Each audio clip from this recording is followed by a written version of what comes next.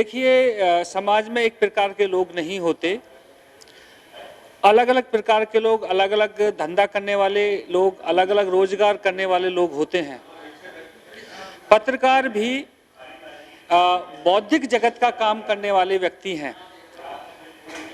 जैसा अभी अंदर चर्चा हो रही थी कि लोकतंत्र के 4 खंभे हैं, तो इसमें जो चौथा खंभा है मीडिया, आज उसकी चर्चा हो रही है और चर्चा बहुत सार्थक हो रही है।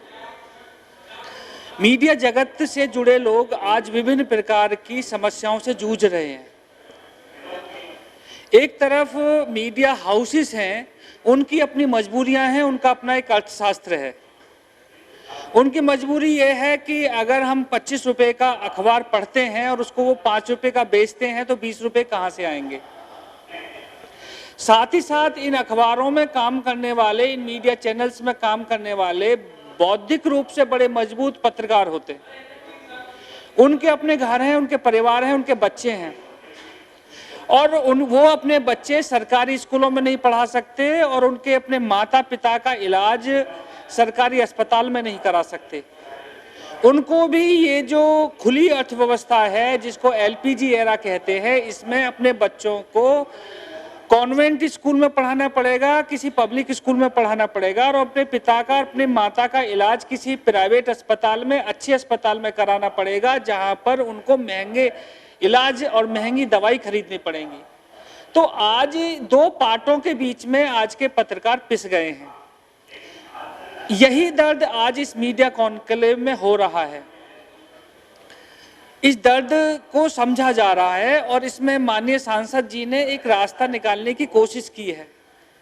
मुझे उम्मीद है कि आने वाली सरकारें और ये वर्तमान सरकार भी पत्रकारों के इस दर्द को इसलिए समझेगी कि ये वर्तमान सरकार अंत्योदय की बात करती है और अंत्योदय पर चलती है।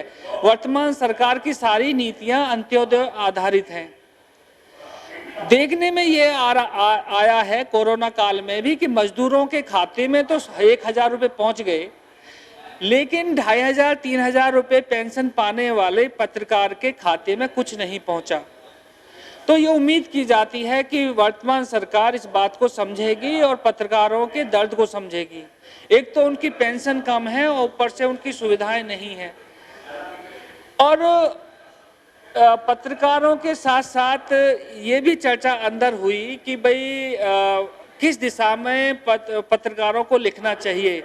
क्या बिजनेस हाउसेस का दबाव मानना चाहिए या जो समाज के सामने चुनौतियां हैं वो लिखना चाहिए। तो इन सब बातों पर चर्चा हो रही है। सीसीएलए इस बधाई की पात्र है कि मीडिया कॉन्क्लेव वो करा रही है, क्योंकि पत्रकार ऐसे लोग हैं जो पर्दे के पीछे रहते हुए सब कुछ लिखते हैं और बोलते हैं, लेकिन मीडिया कॉन्क्लेव उनको अपनी बात कहने का अवसर प्रदान कर रहा है। पत्रकार जनता की बात, समाज की बात तो अखबारों में लिख देते हैं, लेकिन उनकी बात कहाँ लिखी जाए और कहाँ बोली जाए। तो मीडिया कॉन्क्लेव वो एक मंच है जहां पर पत्रकारों की बात लिखी जा रही है और बोली जा रही है।